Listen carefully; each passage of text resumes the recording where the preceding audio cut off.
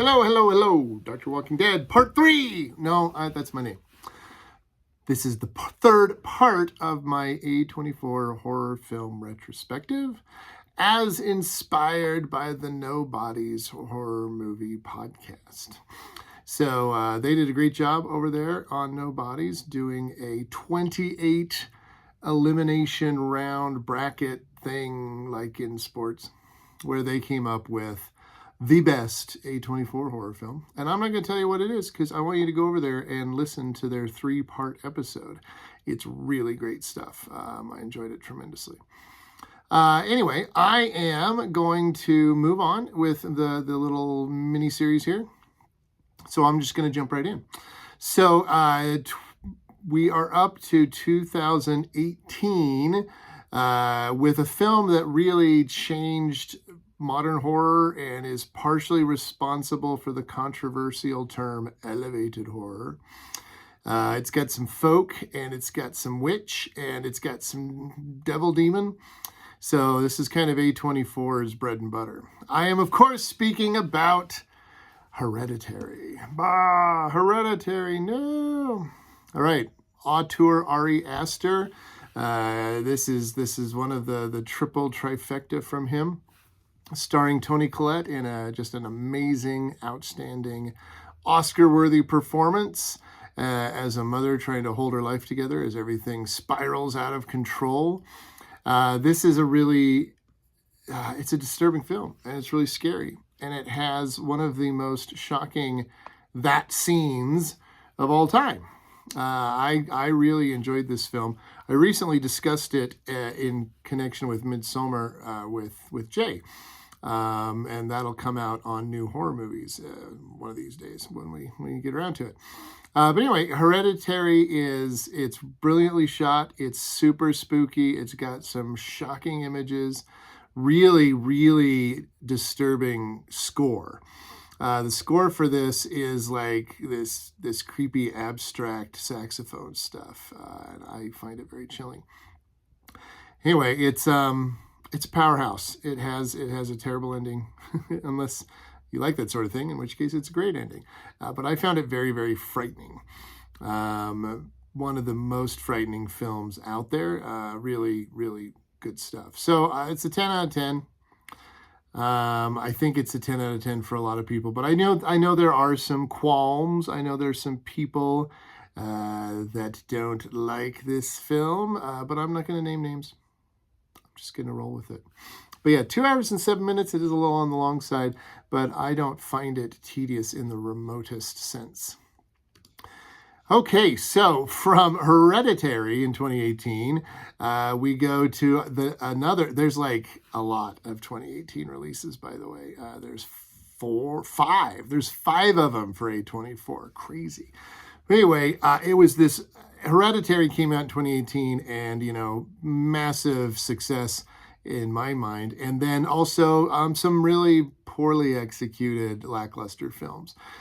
One being Slice from 2018, which is an interesting project. Also, writer-director. We see a lot of this from A24.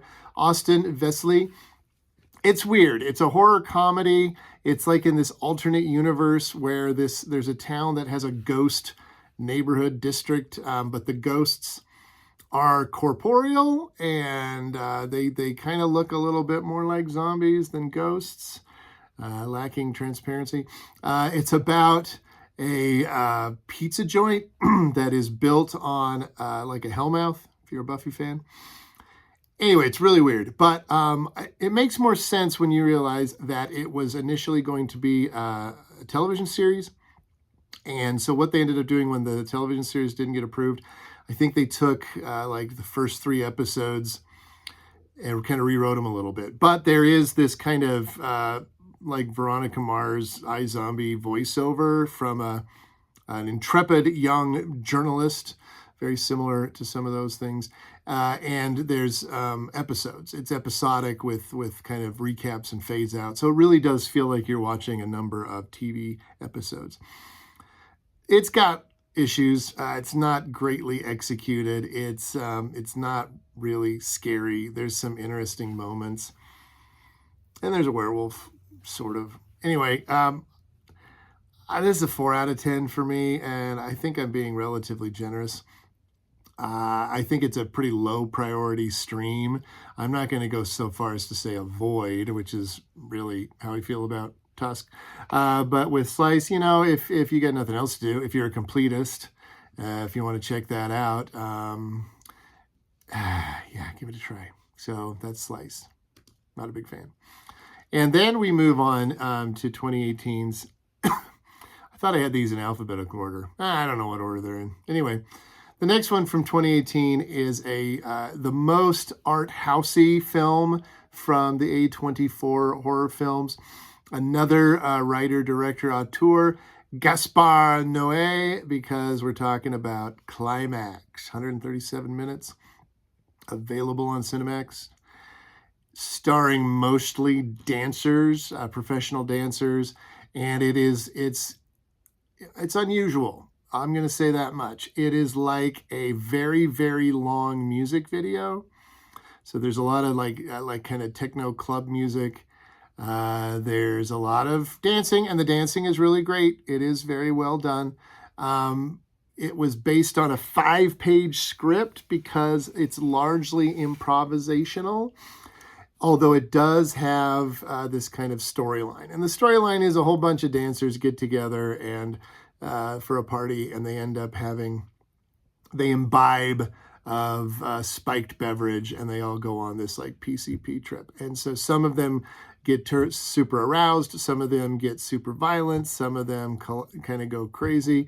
There's some really disturbing things that happen. The one thing that's kind of cool is a lot of it is shot in long takes, which demonstrates the kind of the preparatory planning and skill of the cast and the dancers. And there's some really cool camera work. But all that said, it felt like a drug dream or a fever dream or a nightmare, really. I couldn't get into it. It felt very off-putting to me.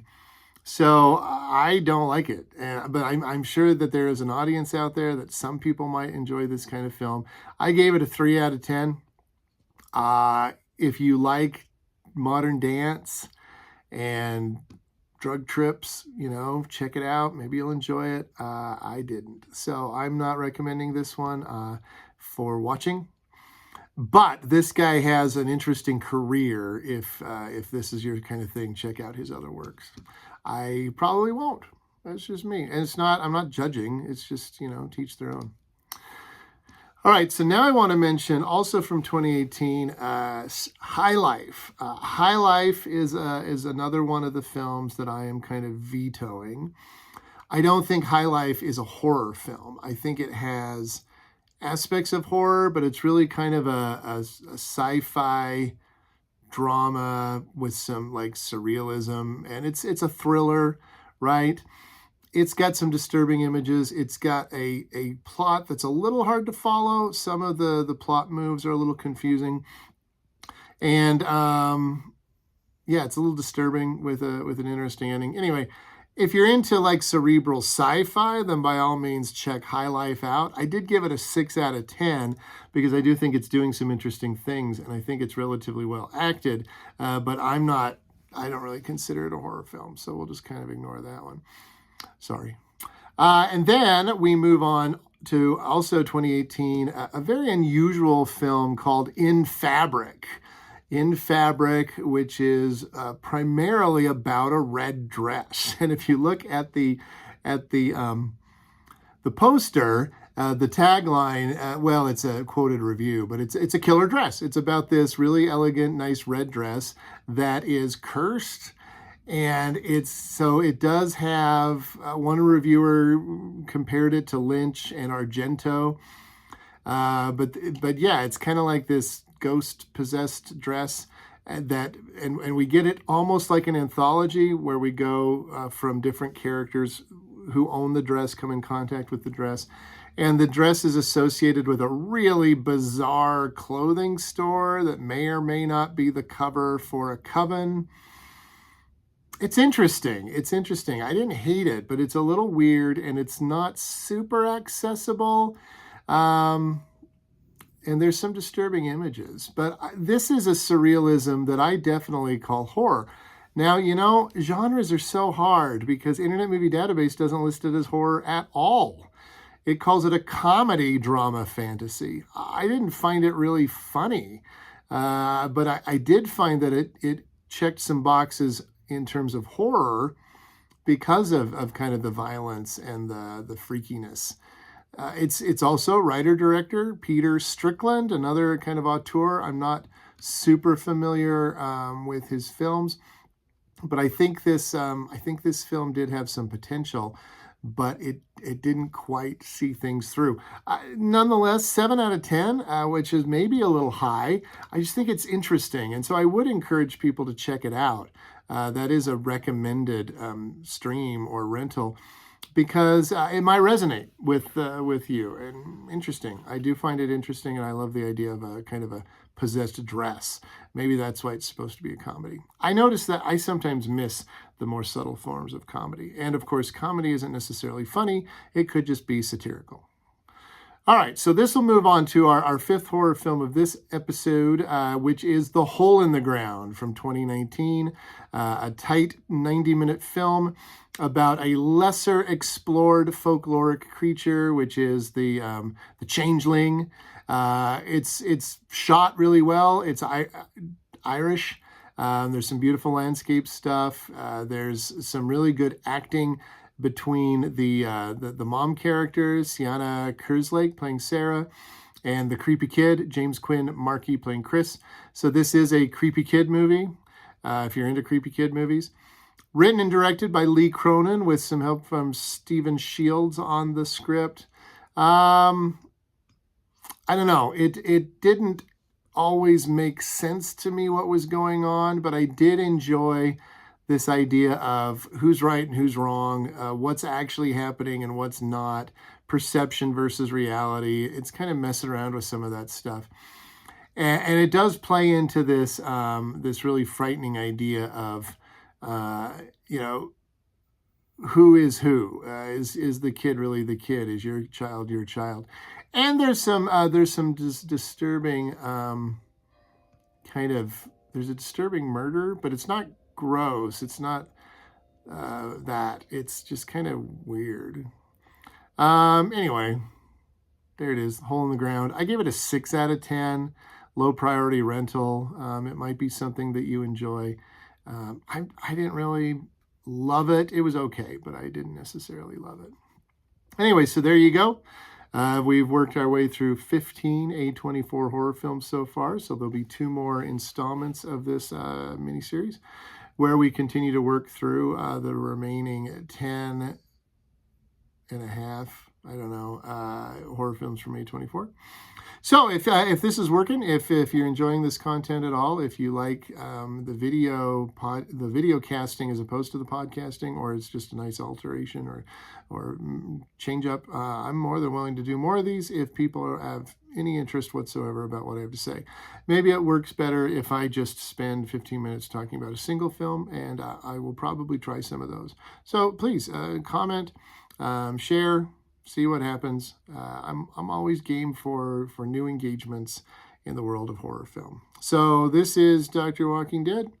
Please check out the No Horrors podcast. Please check out Jay of the Dead's new horror movies. And please check out my own Dead Man Still Walking. Thanks, folks.